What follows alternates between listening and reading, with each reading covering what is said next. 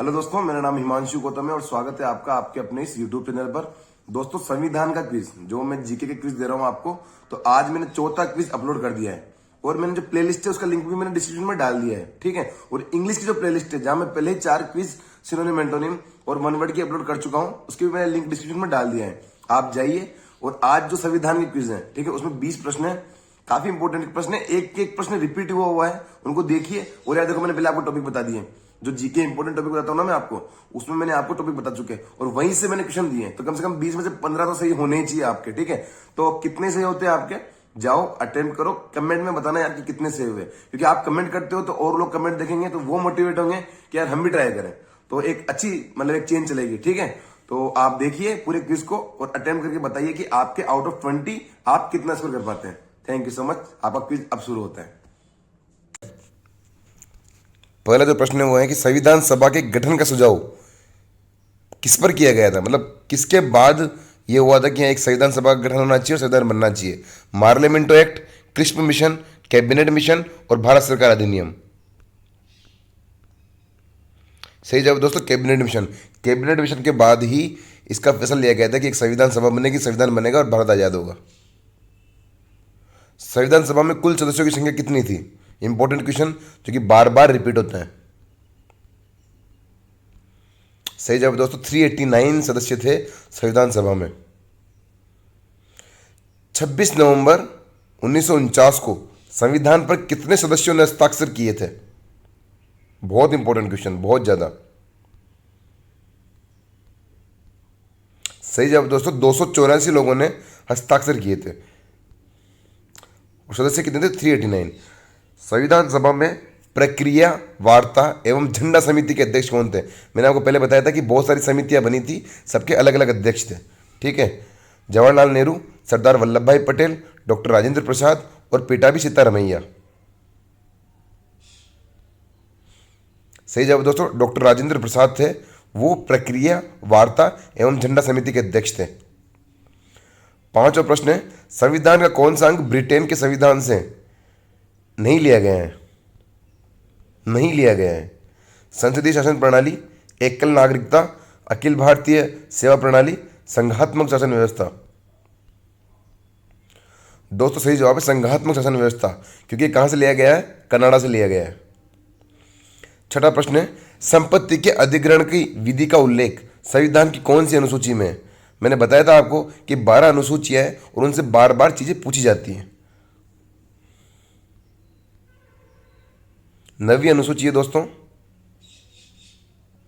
सातवां प्रश्न है, अस्पृश्यता का अंत निम्न में से किस अनुच्छेद द्वारा किया गया है, या फिर कौन सा अनुच्छेद अस्पृश्यता के बारे में बात करता है। अनुच्छेद 17 है दोस्तों। दो सिद्धि के संबंध में संरक्षण किस अनुच्छेद में लिखित है। दोस्तों जो आपको पता होगा कि एक सजा के लिए, एक गलती के लिए केवल एक बार सजा दी जा सकती है, 2 बार सजा दे नहीं सकते। ऐसे कुछ रूल्स हैं जो अनुच्छेद 20 में बताए गए हैं। किस अनुच्छेद के अंतर्गत राज्य उच्च न्यायालय को रिट जारी करने का अधिकार प्राप्त है। बहुत इंपॉर्टेंट क्वेश्चन दोस्तों, बहुत बार रिपीट हुआ है ये। सही जवाब है 226। अनुच्छेद 226 ये कहता है कि राज्य उच्च न्यायालय रिट जारी कर सकते हैं। इंपॉर्टेंट प्रश्न, बहुत ज्यादा इंपॉर्टेंट प्रश्न दोस्तों, कि समान सिविल संहिता, यूनिफॉर्म सिविल कोड जो राज्यों के नीति निर्देशक तत्व उनमें आता है ये। और दोस्तों का सही जवाब है इसका आर्टिकल 44। तो मैंने 4 सेम होते हैं ना, पर दोनों सेम है तो समान नागरिक संहिता, मैंने इसे याद किया हुआ था। 11 प्रश्न, निम्न में से किस अनुच्छेद में से राष्ट्रपति द्वारा सर्वोच्च न्यायालय से परामर्श का प्रावधान है कि राष्ट्रपति सर्वोच्च न्यायालय से किसी मामले को लेकर परामर्श कर सकता है। सही जवाब दोस्तों आर्टिकल 143। 12 प्रश्न है, बहुत सिंपल और बहुत इंपॉर्टेंट। प्रथम वित्त आयोग के अध्यक्ष कौन थे, और इसके बाद आपको बताना है कि अभी जो वर्तमान में वित्त आयोग है उसके अध्यक्ष कौन है, ये आपको कमेंट में बताना है। कैसी नियोगी, पीसी महालनोबिस, गणेश वासुदेव मावलंकर या नंद किशोर सिंह। सही जवाब दोस्तों कैसी नियोगी। आपको बताना है कि अभी वित्त आयोग के अध्यक्ष कौन है। नीति आयोग में कितने पूर्णकालिक सदस्य होते हैं। ये नीति आयोग है उसमें पूर्णकालिक सदस्य कितने होते हैं? 5 दोस्तों पूर्णकालिक सदस्य होते हैं। स्थानीय स्वशासन का जनक किसके कहा जाता है? जो मैंने कहा था कि गवर्नर जनरल वायसराय इंपॉर्टेंट है, उसी का एक प्रश्न है, और जो मैंने आपको वीडियो बता रखा है उसी में से आया हुआ क्वेश्चन है। सही जवाब दोस्तों, लॉर्ड रिपन को स्थानीय स्वशासन का जनक कहा गया है। ये ऐसा का ऐसा लिखा हुआ है क्वेश्चन उस नोट्स में जो मैंने आपको वीडियो बताया था पहले, इंपॉर्टेंट वाला।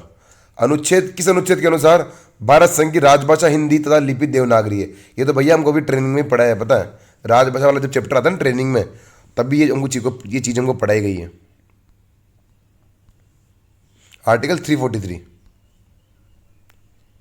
निम्न में से किस संविधान के माध्यम से न्यूनतम मतदान की न्यूनतम आयु 18 वर्ष कर दी गई? दोस्तों पहले वोटिंग की एज थी 21, फिर एक संशोधन हुआ और फिर वो एज कर दी 18 साल। तो सही जवाब क्या है? राजीव गांधी के टाइम हुई थी। सही जवाब है दोस्तों 61। केंद्रीय सूचना आयोग का गठन किस वर्ष किया गया? दोस्तों आपको पता है आरटीआई कब आई थी? जब से आरटीआई आया तभी से केंद्रीय सूचना आयोग बना था। तो सही जवाब है 2005। निर्वाचन आयोग में कितने सदस्यों का प्रावधान है? निर्वाचन आयोग होता है, उनके सदस्य किस तरीके से होते हैं? चलो, एक मुख्य चुनाव आयुक्त होगा और 2 अन्य चुनाव आयुक्त होंगे। 19वां प्रश्न है, भारतीय संविधान किसके द्वारा लिखा गया था? इंपॉर्टेंट और फंसाने वाला क्वेश्चन है ये। के.एम. मुंशी, प्रेम बिहारी नारायण, श्यामा प्रसाद मुखर्जी, बाला साहेब गंगाधर खेर। अब आप जो सोच रहे हो तो ऑप्शन तो इसमें आया ही नहीं। सही जवाब है दोस्तों प्रेम बिहारी नारायण ने अपना संविधान लिखा था। भारतीय संविधान में संशोधन की प्रक्रिया, हमने संविधान संशोधन किस देश से उठाया है? कि अमेरिका, दक्षिण अफ्रीका, सोवियत संघ और जो ब्रिटेन है। सही जवाब है दोस्तों दक्षिण अफ्रीका। जो आर्टिकल 368 है ये संविधान संशोधन को बताता है और ये हमने लिया है दक्षिण अफ्रीका से।